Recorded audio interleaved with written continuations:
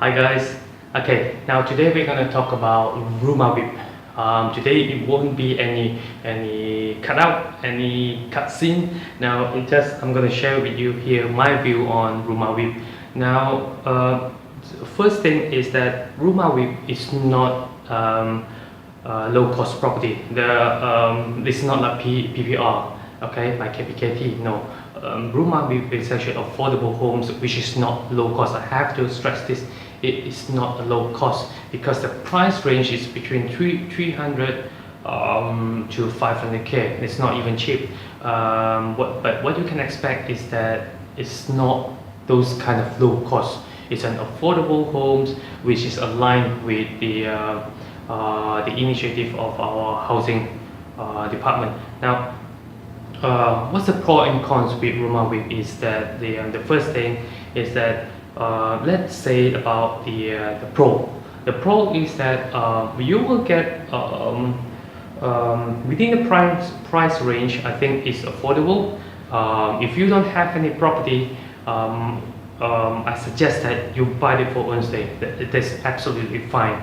But if you're buying for investment, it's cool because you will is considered cheap, and then after a few years you will get capital appreciation for this Roma property, and then for Roma WIP you have some of the majority of the property is actually in the Kuala Lumpur. Okay, in the Kuala Lumpur it is under Roma WIP, whereas in the other states throughout Malaysia it's going to be under Prima. So for me, if you were to buy to stay or the second home for investment, or probably you want to use your existing house to rent out and you want to move into the new Roma WIP, that's fine. Because I believe that the price is just right, and most of the people can afford to buy, and especially if you were to sell, the price is still within for the market. Mass market can actually afford to buy your property, and therefore if you were to sell, I don't think there's any problem. So that's the pro with it. But then now we're talking about the cons. Now, first thing first is that the con for Roma WIP or any other the Prima property is that first thing that comes to my mind is that you cannot rent.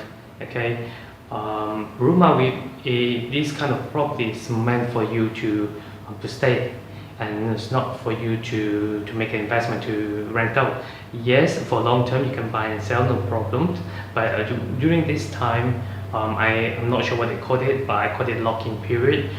You cannot rent it out to the people. Reason being is that Roma WIP, if you happen to have a very bad tenant and the regulations says that you're not supposed to rent it out, and therefore you will have difficulty in complaining, or maybe in worst case you have to evict them, where in the first place you're not allowed to rent out to the people.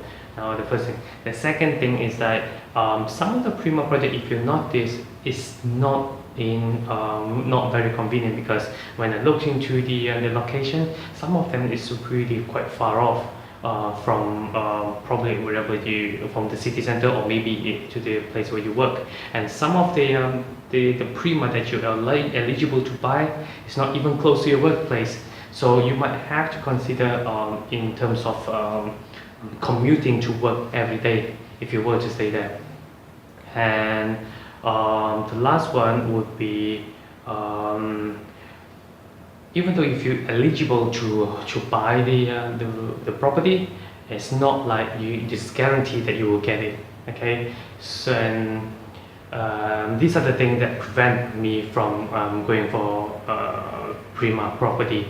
The last thing is that for that price, 300 to 500k, sometimes you don't even need to go to the Roma WIP, because there's a lot of developers, the private developers out there are offering properties that within that range, because most of the developers nowadays, they are going for affordable range, and therefore you can always have a lot of options, not necessarily just go for the Prima, but you can actually look for the Prima, for the private developers out there. Okay, and I hope you learned something from this. This is my view on Prima property.